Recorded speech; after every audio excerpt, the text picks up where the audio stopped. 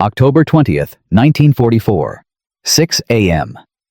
A Japanese sergeant named Kenji Mori pressed his back against a coconut palm and watched the horizon turn into steel. Not one ship. Not 10 ships.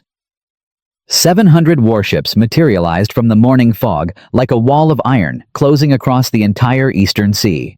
Mori had been fighting since China. He had survived Manchuria. He had seen artillery barrages that turned daylight into smoke. But he had never seen anything like this. Nobody had. The guns opened simultaneously, and the sound did not arrive as separate explosions. It arrived as one continuous detonation that lasted for 3 hours and turned the beach in front of him into boiling sand. He gripped his rifle. He had been told the fleet would come. He had been told Japan would win here. He had been told this was the decisive battle. He had 66 days left to live. Don't forget to like, subscribe, and turn on notifications so you never miss our next video. Join us as we explore more incredible stories, historical events, and inspiring moments from the past. This community is where history comes alive, and we want you to be part of it. 79,000 Japanese soldiers died on the island of Leyte in the Philippines between October and December of 1944. Against them, the Americans lost 3,500 men. That is a kill ratio of 22-1.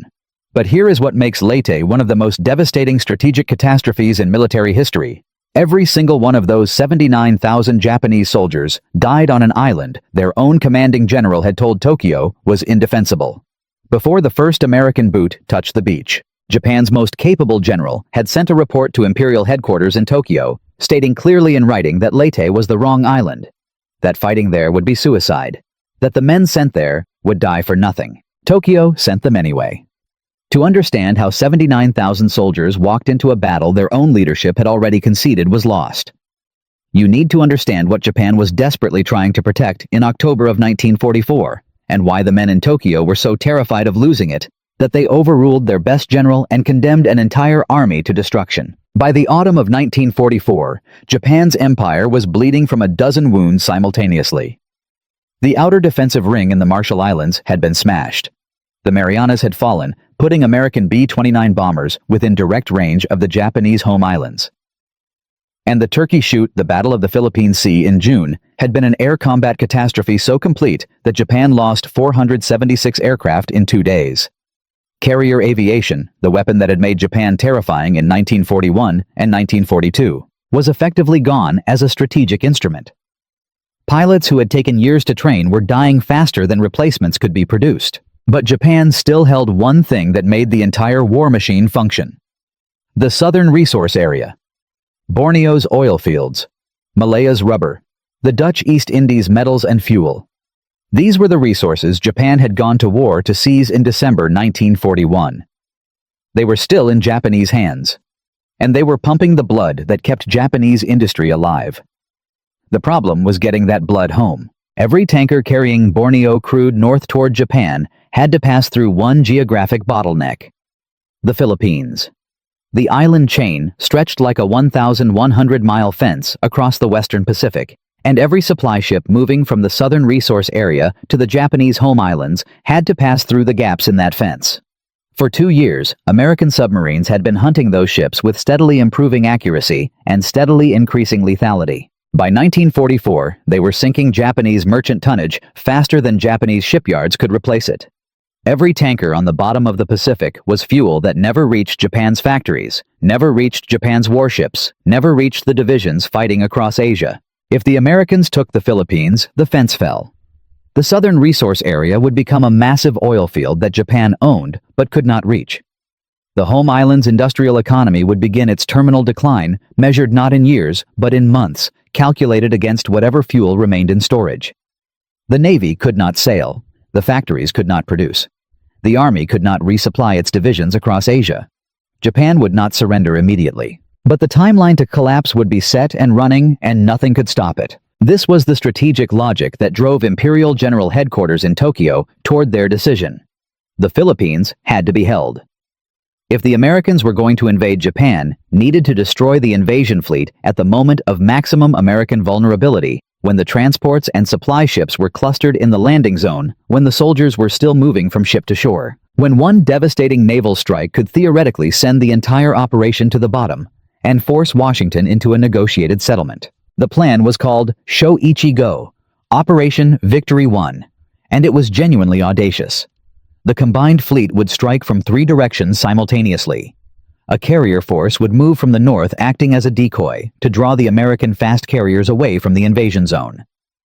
While the Americans chased the decoy, 2 powerful surface forces, including the battleships Yamato and Musashi, the 2 largest warships ever built, would converge on the landing area and destroy the invasion fleet while it was defenseless. It was the right kind of plan for a navy that was outmatched in aircraft but still had enormous surface firepower.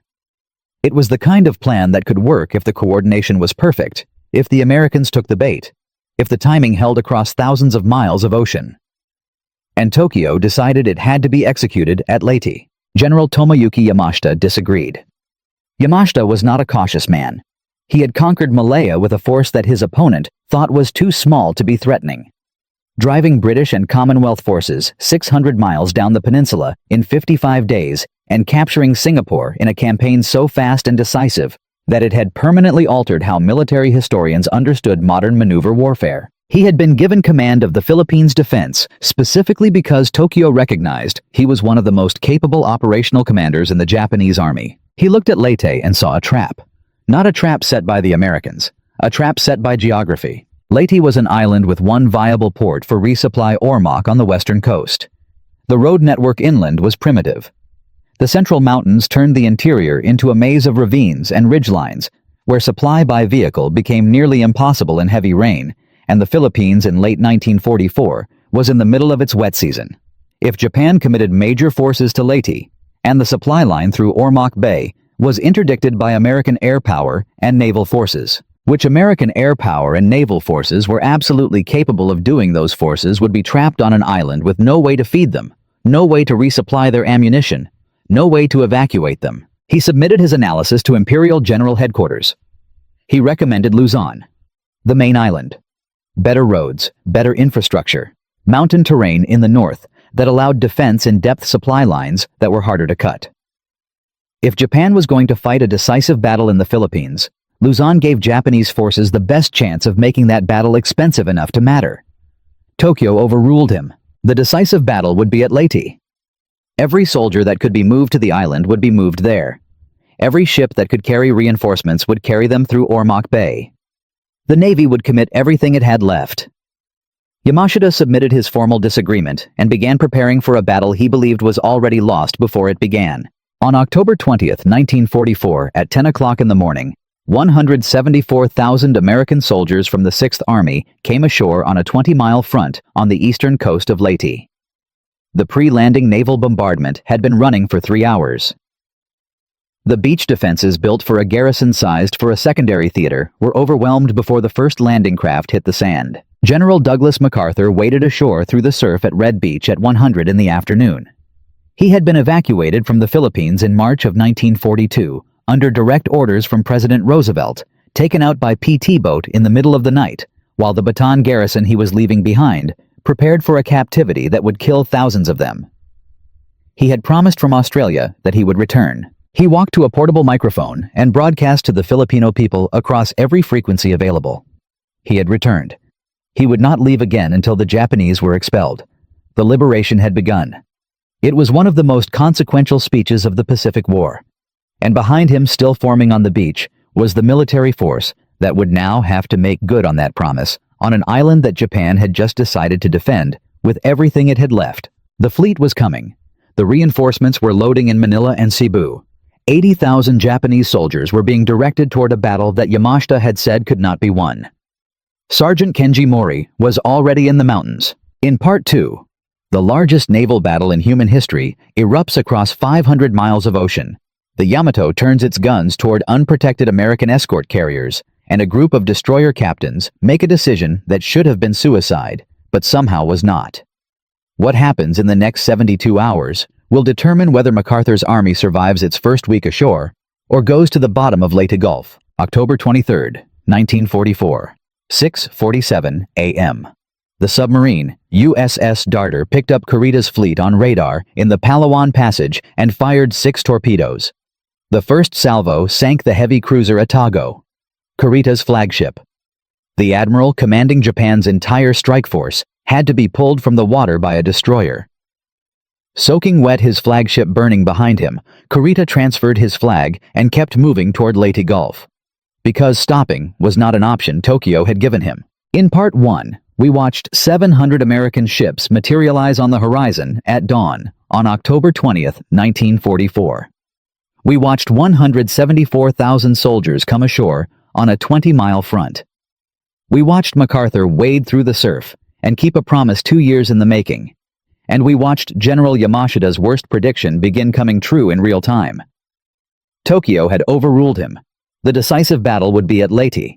Every Japanese soldier, every ship, every aircraft that could reach the Philippines would be committed here. What Tokyo had not told the men moving into those positions was how badly the fleet they were counting on had already been hurt before the battle even started. And what was about to happen in the next 72 hours would produce the largest naval engagement in the history of human warfare. 4 separate battles, 500 miles of ocean, and one decision that historians are still arguing about 80 years later. The Japanese naval plan for Shoichigo required 3 forces to converge simultaneously on Leyte Gulf from 3 different directions.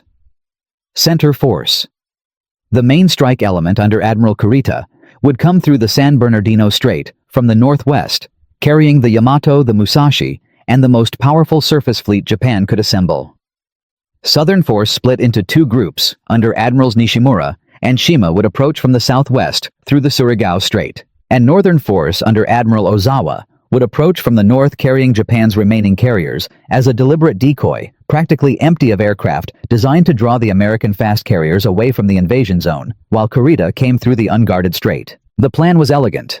It was also being executed by a navy that had lost most of its experienced aircrew, could not communicate reliably across the distances involved, and was operating without air cover over its surface ships in waters where American submarines had complete freedom of action. On October 23rd, before a single surface engagement had been fought, the submarines hit first. USS Darter and USS Dace caught Kurita's center force moving through the Palawan Passage in the pre-dawn hours. Darter put 4 torpedoes into the Otago and 2 more into the Takao. Dace sank the Maya with 4 torpedoes. 3 heavy cruisers destroyed or crippled in 12 minutes. Kurita transferred his flag and pressed on toward the Sibuyan Sea. October 24th. The Americans found him there. What followed was not a naval engagement in the traditional sense. It was an air assault. Wave after wave of American carrier aircraft from Task Force 38 came down on Kurita's fleet as it crossed the Sibuyan Sea in daylight, exposed, moving slowly without fighter cover, because Japan had almost no fighters left to provide it. The Musashi, the largest battleship ever built alongside her sister ship Yamato, displacing 73,000 tons. Protected by armor plate that was supposed to be impervious to anything short of a direct bomb hit from the largest weapons in existence, absorbed 19 torpedo hits and 17 bomb hits over the course of 6 hours. She rolled over and sank at 7:35 p.m. on October 24th, taking over 1,000 men down with her. Kurita reversed course. He turned center force west away from San Bernardino Strait, and the American pilots who reported this back to Task Force 38 believed the battle was over. They were wrong. Kurita reversed again after dark and resumed his approach. He had lost the Musashi and 3 cruisers. He still had the Yamato. He still had orders from Tokyo. He pushed through San Bernardino Strait in the darkness of October 24th to 25th and emerged into the Philippine Sea on the other side. The strait was unguarded. Admiral Halsey, commanding the American fast carriers of 3rd Fleet, had taken the bait. Ozawa's Northern Force. The decoy carriers, practically empty of aircraft, had been spotted, and Halsey had turned his entire force north to destroy them. He took every fast carrier, every fast battleship, every ship capable of stopping Kurita with him. He sent a message indicating his intentions that was interpreted at multiple command levels as meaning he had left a guard force at San Bernardino Strait. He had not. At 6:47 a.m. on October 25th, Kurita's center force 4 battleships, including the Yamato, 6 heavy cruisers, and 11 destroyers, came over the horizon above a group of small American escort carriers known as Taffy 3. The men aboard those ships could not believe what they were seeing. Taffy 3 was not a combat force.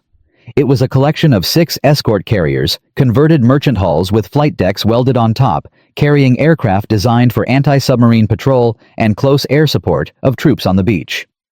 Their escorts were 3 destroyers and 4 destroyer escorts. Against Kurita's surface fleet, they were not a fighting force. They were targets. Rear Admiral Clifton Sprague, commanding Taffy 3, made his decision in approximately 30 seconds. He turned his carriers into the wind to launch aircraft. He ordered his destroyers to attack. He called for help on every frequency available and drove his ships into a rain squall for cover. Then he watched his 3 destroyers charge directly into the guns of the largest surface fleet Japan had put to sea since Midway. The destroyer USS Johnston, under Commander Ernest Evans, made the first run. Evans had told his crew when he took command that he intended to fight to the last bullet and then use the ship itself as a weapon if necessary. On the morning of October 25th, with Kurita's battleships at point-blank range, he got his chance. Johnston fired her torpedoes at the heavy cruiser Kumano and blew her bow off. Japanese shells tore through Johnston repeatedly. Evans lost 2 fingers on his left hand and kept commanding from the bridge. Johnston kept firing until she had nothing left to fire, and then she went down with Evans still aboard. The other destroyers followed her in. Howell and Samuel B. Roberts made their attacks under fire that should have sunk them in the first minutes, and both were eventually destroyed. Samuel B. Roberts took so many large-caliber hits that her crew described it afterward as a destroyer being sunk by a battleship's guns at close range, which is exactly what happened. But something extraordinary was also happening around Kurita. The smoke from the burning destroyers, the squalls of rain, the torpedo attacks coming from multiple directions, the aircraft now diving continuously on his fleet with every bomb and torpedo. Taffy 3's aviators could carry, some of them making dry runs with empty bomb bays, just to keep the Japanese gunners looking up, had created a picture of chaos that Kurita's command could not accurately interpret. His cruisers were being repeatedly torpedoed and bombed. Ships were being sunk around him. The radio traffic he was intercepting suggested major American forces were converging on his position. At 9:20 a.m. Kurita ordered Center Force to break off the engagement and assemble to the north. He was 40 miles from Leyte Gulf. The transports and supply ships of the American invasion force were inside that gulf loaded with fuel and ammunition, and the entire logistical apparatus of the 6th Army's landing operation. 1 hour of surface action against unprotected ships would have been catastrophic. Kurita turned away. Historians have spent 8 decades examining why. The exhaustion of 3 days of continuous attack, the loss of his flagship at Palawan, the deaths of officers he had worked with for years, the uncertain communications, the overestimation of American strength around him, the psychological weight of watching the Musashi sink. Whatever the combination of factors, the decision was made. Center Force withdrew through San Bernardino Strait and did not return. Taffy 3 had lost 2 destroyers, 1 destroyer escort and 1 escort carrier. The Japanese surface force that had come within range of the invasion fleet turned back. The invasion fleet survived. To the south in Surigao Strait, Southern Force had been completely destroyed in a night surface engagement. Nishimura's battleships ran into an American battle line waiting in the dark. Every Japanese battleship and destroyer in the strait was sunk or forced to retreat. It was the last battleship versus battleship engagement in naval history. To the north, Halsey's carriers found Ozawa's decoy force and sank all 4 Japanese carriers. The decoy had worked. Ozawa had succeeded in drawing Halsey north. But Kurita had not completed his mission while the door was open, and by the time Halsey turned south, it was too late to matter in either direction. By October 26th, the Battle of Leyte Gulf was over. Japan had lost 4 carriers, 3 battleships, 10 cruisers, and 11 destroyers. The Imperial Japanese Navy as a strategic offensive force had ceased to exist. And on October 25th, something else had happened above Taffy 3 that nobody fully understood yet. A single Japanese aircraft had deliberately flown into the escort carrier St. Lo and detonated its bomb load inside the ship. She sank in 30 minutes. 114 of her crew died with her. It was not an accident. It was not a mechanical failure. The pilot had chosen it. The impact had been intentional. In Part 3, the kamikaze program that began above Leyte Gulf goes from a single desperate attack to an organized weapon of war. The convoys running to Ormoc Bay start arriving with soldiers who have no food and no ammunition. And Yamashita, watching from Manila, begins making the decisions that will determine how many men die on an island he had tried to save. The ground war for Leyte was just beginning. and it was going to be fought by men whose fleet was already at the bottom of the Pacific. October 25, 1944. 9:20 a.m. Kurita turned his fleet away from Leyte Gulf. The largest surface strike force Japan had assembled since Midway, 4 battleships including the Yamato, 6 heavy cruisers destroyers, was 40 miles from an undefended invasion fleet. He turned north, then he turned west. Then he went home through San Bernardino Strait and never came back. In Part 1, we watched Tokyo override Yamashita and commit everything to Leyte. In Part 2, we watched Japan's navy destroy itself across 4 simultaneous battles, covering 500 miles of ocean, and we watched 3 American destroyers charge battleships to buy time for escort carriers that should have been indefensible. The Imperial Japanese Navy as a strategic offensive force was gone by October 26th. But 80,000 Japanese soldiers were still on Leyte or moving toward it, and the man commanding them had known from the beginning that the fleet they were counting on would not be enough. Now Yamashita's nightmare was becoming reality, and the weapon that would define the rest of the Pacific War had just been used for the first time. Admiral Takejiro Onishi had organized the first kamikaze unit in the Philippines on October 19th, one day before the American landings began. He understood the mathematics with brutal clarity. Conventional Japanese air attacks on American carrier groups were achieving hit rates below 15% and losing aircraft at catastrophic rates because American radar-directed combat air patrol and anti-aircraft systems had become so effective that attacking pilots had almost no chance of reaching their targets. Onishi's calculation was simple and terrible. A pilot accepting death as the operational premise, not the risk, removed the survival problem entirely. 1 aircraft, 1 ship. The exchange rate was acceptable if the target was large enough. On October 25th above Taffy, 3, the first organized kamikaze strike in history, put 5 aircraft into American escort carriers. The St. Lo took a direct hit, amidships. Her bomb load detonated internally, and she went down in 30 minutes with 114 of her crew. 4 other carriers were damaged. The Americans watching it happen could not initially process what they were seeing. Pilots did not fly into ships deliberately. It took several attacks before the pattern became undeniable. By November, the kamikaze program had expanded from a single unit to an organized strategic weapon.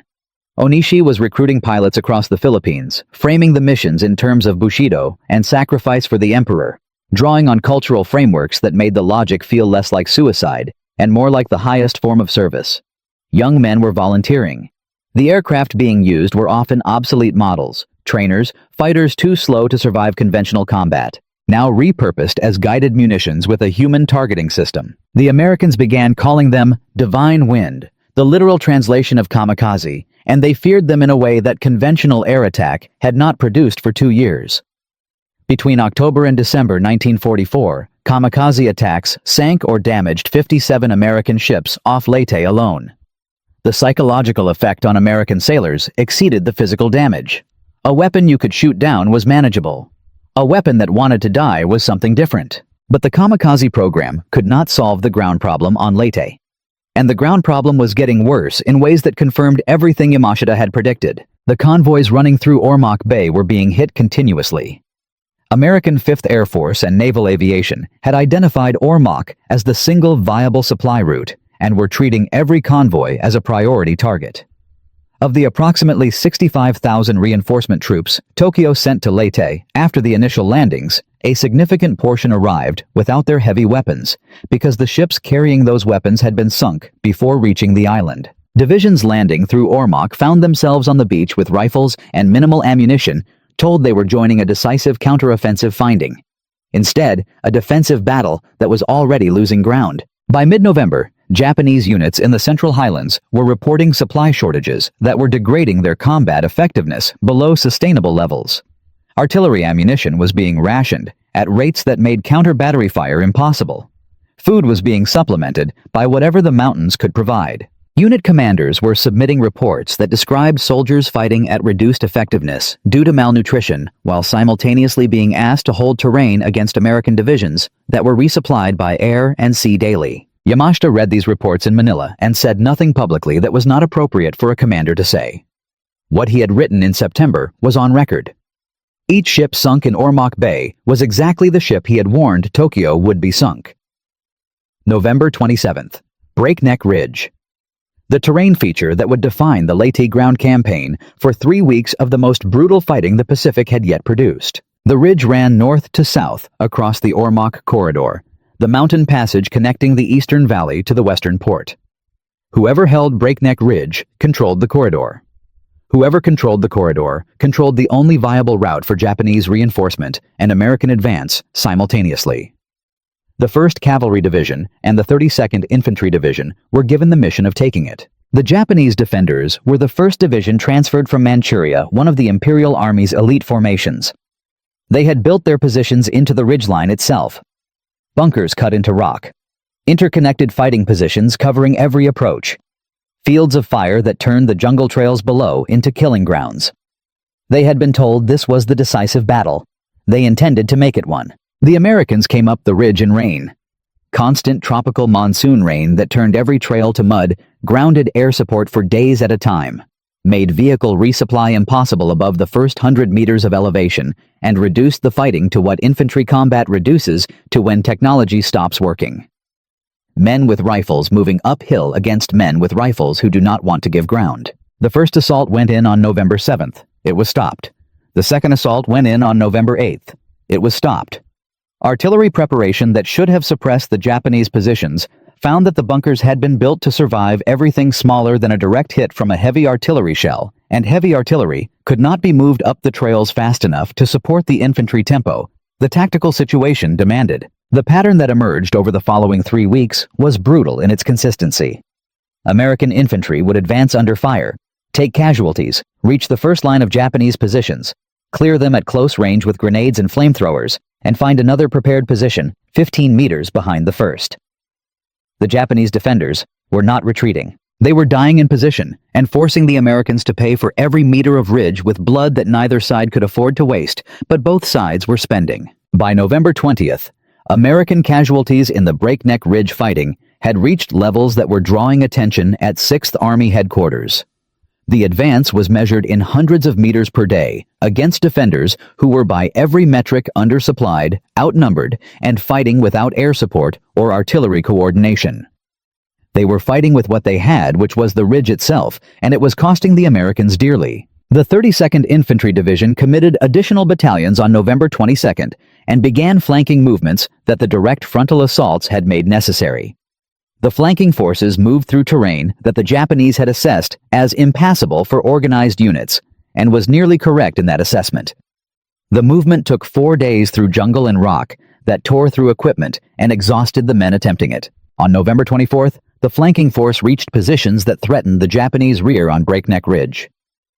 The 1st Division commanders recognized the threat and began a withdrawal that they did not have the logistics to sustain. Falling back meant moving through terrain with no supply and no resupply coming. Standing meant being encircled. They fell back. Breakneck Ridge fell on November 26th after 19 days of continuous fighting. American casualties for the ridge alone exceeded 1,500. The Japanese defenders who had held it had done so with soldiers who were by the final days eating roots and fighting with ammunition counts measured in single digits per man. The ridge had bought time. It had not changed the outcome. After Breakneck, the pattern accelerated. The 77th Infantry Division landing directly at Ormoc on December 7th, 3 years to the day after Pearl Harbor closed the last supply route to the Leyte garrison from the sea.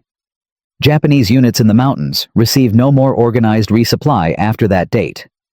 What they had was what they would fight with until they had nothing. The organized resistance that had cost so much to break on Breakneck Ridge and Quilay Ridge and through the Ormoc Corridor had been built on a foundation of soldiers who believed the fleet was coming, that supplies were coming, that Tokyo's decisive battle was still being fought. By December, the soldiers still in the mountains knew none of those things were true. They fought anyway because stopping was not a choice that their training or their orders or the terrain had given them. December 26th, Leyte declared secured. 79,000 Japanese dead confirmed in the accounting that followed. 3,500 Americans dead. The ratio that Yamashita had known was coming from the moment Tokyo overruled him in September. The men still in the mountains on December 27th had not received the declaration. They were still there in January, still there in February. One of them was still there in 1956. In Part 4, we follow Yamashita into the mountains of Luzon, where he fights the battle he had designed all along with the forces that Leyte had left him. We examine what the kamikaze program became after Leyte Gulf and what it cost at Okinawa. And we ask the question that Yamashita's trial in 1946 made permanent in military law when a commander is right and is overruled, and men die because of that overruling, who bears the responsibility. The story has one chapter left, and it is the one that changed military law for the 80 years that followed. December 26, 1944. Leyte declared secured. 79,000 Japanese soldiers dead. 3,500 Americans dead. The largest naval battle in history fought and decided. The first kamikaze attacks in history launched and recorded. Japan's oil supply line from the southern resource area permanently severed. And one general who had predicted every single outcome sitting in Manila preparing to fight the battle he had been trying to fight since September. In parts 1 through 3 we watched Tokyo override Yamashita and send 80,000 men to an island their own commander called indefensible. We watched Japan's navy destroy itself across 4 simultaneous engagements, covering 500 miles of ocean. We watched 19 days of fighting on Breakneck Ridge reduce an elite Japanese division to men eating roots and counting ammunition in single digits. We watched the kamikaze program go from one aircraft into the street, low to an organized strategic weapon that would define the remainder of the Pacific War. The battle is over. The accounting is done. But the story has one chapter remaining. And it belongs to the man who was right, who was ignored, and who lived long enough to explain exactly what happened and why. Don't forget to like, subscribe, and turn on notifications so you never miss our next video. This community is where history comes alive, and we want you to be part of it. Tomoyuki Yamashita spent the final months of the war in the Cordillera Mountains of northern Luzon, fighting precisely the battle he had designed before Leyte consumed the forces he had planned to fight it with. He had positioned his remaining strength in the mountain terrain he had argued for since September in the Shobu Group in the north, using elevation and jungle and narrow approach routes to slow American advances that his depleted forces could not stop but could make enormously expensive. He had approximately 152,000 men on Luzon when the Americans landed in January 1945. He should have had more. The divisions Tokyo had sent to Leyte instead of Luzon represented the difference between a defense that could inflict maximum casualties over maximum time, and the defense he actually fought, which was still costly for the Americans, but was fought by an army that had been stripped of its best formations before the decisive campaign began. The Americans advancing into northern Luzon found exactly what Yamashita had promised Tokyo they would find if the battle was fought there.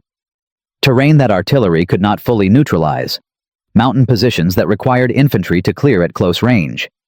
A defending force that did not have the logistics to counterattack, but had everything it needed to make every ridge expensive. American casualties in the Luzon campaign would ultimately exceed those of any other operation in the Pacific Theater. Yamashita was still in the mountains when Japan surrendered on August 15, 1945. He came down on September 2nd, the same day the formal surrender was signed aboard the USS Missouri in Tokyo Bay and surrendered to American forces at Baguio. He was 59 years old. He had been fighting for 14 years across China, Malaya, Singapore, and the Philippines. He was the last significant Japanese commander to surrender in the Pacific. The Americans who accepted his surrender described him as composed military in bearing precise in his responses. He asked about the welfare of his soldiers still in the mountains. He was told they would be treated according to the Geneva Convention. He acknowledged the response and submitted to custody. His trial began in Manila in October 1945. The charges were war crimes related to the conduct of Japanese forces in the Philippines, specifically the Battle of Manila in February 1945, in which Japanese naval forces and army stragglers fighting street by street through the Philippine capital killed more than 100,000 Filipino civilians and reduced one of Asia's great cities to rubble comparable to Warsaw. Yamashita's defense was straightforward, and in a different legal environment might have been compelling. He had ordered Manila evacuated of Japanese army forces. He had been fighting in the Cordillera Mountains when the atrocities occurred. The naval forces responsible for the worst violence were under a separate command structure that did not report to him. He had not ordered the killings. He had not known about them in real time. He could not have stopped them from where he was. The military tribunal found him guilty under a principle that his trial would make permanent in international law. Command responsibility. A commander is responsible for the actions of forces under his command, regardless of his specific knowledge of or involvement in particular acts. The standard was not whether Yamashita had ordered the Manila atrocities. The standard was whether he had taken adequate measures to prevent crimes by forces he commanded. He was sentenced to death. He appealed to the United States Supreme Court. The court declined to review the sentence on its merits. He was hanged at Los Banos on February 23, 1946. He was the first general officer executed under command responsibility doctrine in modern legal history. The standard established at his trial has shaped the law of armed conflict for every conflict fought in the 80 years since. Every military officer in every nation that has adopted the laws of war operates under a legal framework that includes command responsibility, as Yamashita's trial defined it. His name is not famous in the way that MacArthur's name is famous, but the legal doctrine that his execution established is present in every military court-martial, every war crimes tribunal, every international criminal proceeding that has addressed the conduct of commanders since 1946. The kamikaze program that began above Taffy 3 on October 25, 1944, grew from the single strike that sank the St. Lo into the primary Japanese naval offensive weapon for the remainder of the war. By the time of the Okinawa campaign in the spring of 1945, the Japanese had organized kamikaze operations involving thousands of aircraft in coordinated mass attacks, called kikusui, floating chrysanthemums, that sent waves of 50 to 300 aircraft simultaneously against the American fleet. At Okinawa, kamikaze attacks sank 36 American ships and damaged 368 others. They killed 4,900 American sailors, the highest naval casualty figure of any single campaign in the Pacific War. The psychological effect on American fleet operations was measurable. Destroyer crews assigned to radar picket duty around Okinawa, the ships that absorbed the first wave of every kamikaze attack because they were positioned to give early warning, suffered casualty rates that commanders described as unsustainable. Men requested transfer. Some could not continue.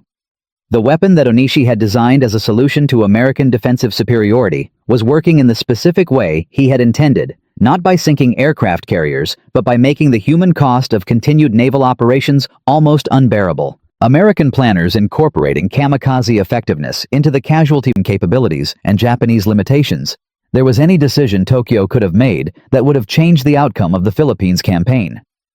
He considered the question carefully and gave an answer that his interrogators recorded verbatim. He said no. The American submarine campaign had by September 1944 already reduced Japanese shipping to the point where the logistics of defending the Philippines at any island were critically compromised. The oil supply from the southern resource area was already being interdicted faster than the home island's industry could compensate. The decisive moment had passed before Shoichi-go was conceived. The battle for the Philippines was not lost in October 1944 when MacArthur came ashore. It was lost incrementally across 2 years of submarine warfare that the Imperial General Staff had never found an adequate answer to. What Leyte decided, he said, was not whether Japan would lose the Philippines. It was how many men would die proving it. He was right in September 1944. He was right in September 1945. The record confirms both. Sergeant Kenji Mori, the man we watched press his back against a coconut palm at dawn on October 20th, as 700 ships materialized on the horizon, died on Breakneck Ridge in November 1944. He had been fighting since China. He died in a fortified position on a mountain on an island his commanding general had tried to save him from in a battle that had been decided in Tokyo before it began. He is among the 79,000. They are mostly still on Leyte in the ground where they fell in the mountains and the valleys and the coastal plains, unrecovered and uncounted except as a number. The island today has a population of over 2 million people. The beaches where 174,000 Americans came ashore on October 20th, 1944, are accessible. The bronze statues of MacArthur and his staff stand in the water at Red Beach. At high tide, the surf comes around their ankles. The mountains where Kenji Mori died are still mountains. The jungle has had 80 years to cover what happened there. From a decision made in Tokyo in September 1944 that one general tried to prevent 79,000 men projections for Operation Downfall. The planned invasion of the Japanese home islands estimated that Japan had approximately 5,000 to 10,000 aircraft available for kamikaze operations, and that the American fleet would sustain casualties in the hundreds of thousands before reaching the Japanese coast. These projections were among the factors that informed the decision to use atomic weapons in August 1945. The connection is direct and traceable. The first kamikaze strike in history above Leyte Gulf on October 25, 1944, was a link in a chain of decisions and consequences that ran through Okinawa's casualty figures and into the calculations that ended the war with weapons that made conventional invasion unnecessary. The Leyte campaign changed military logistics doctrine in ways that are still taught in staff colleges. The vulnerability of a single supply port, demonstrated at Ormoc, became a foundational case study in the dangers of logistics choke points. The December 7th landing directly at Ormoc, cutting the Japanese supply line at its source rather than fighting through the mountains toward it, became a model for operational envelopment at the logistical level. You do not always have to defeat the army in the field. You can defeat the system that sustains it. The casualty ratio at Leyte 22. Japanese dead for every American killed reflected not superior American fighting ability alone, but superior American logistics. The Japanese soldiers, who held Breakneck Ridge for 19 days and extracted the cost they did from American infantry, had done so while eating roots and rationing ammunition. The American soldiers fighting up that ridge had been resupplied by air when the trails were impassable. The outcome was not inevitable in the abstract. It was inevitable, given the specific conditions that American submarine warfare and carrier aviation had created in the Philippine Sea before the first soldier set foot on the beach. Here is the detail that most accounts of Leyte do not include the connection that closes the story. In September 1945, American officers conducting post-war interrogations of senior Japanese commanders asked Yamashita directly about the September 1944 decision to fight at Leyte. They asked whether given perfect information about America proved that the wrong battle fought on the wrong island for the wrong reasons still costs exactly what battle always costs. The last Japanese soldier on Leyte surrendered in 1956. 12 years after the battle ended, having lived in those mountains since October 1944, fighting a war that the world had finished without him. Some stories end with victory. Some end with justice. This one ends with a man coming down from a mountain 11 years after everyone else, blinking into a peace he had not known existed on an island where 79,000 of his countrymen never came down at all. That is the price of the wrong decision made by men who could not afford to be wrong. And the reason this story is worth 90 minutes of your life is simple. The men who paid that price had no say in the decision. They never do. If that matters to you, share this with someone who should understand it. Subscribe, because next week we bring you another story from the Pacific War that most people have never heard, about men on both sides who fought and died in the absolute conviction that what they were doing mattered. It did. So does knowing it.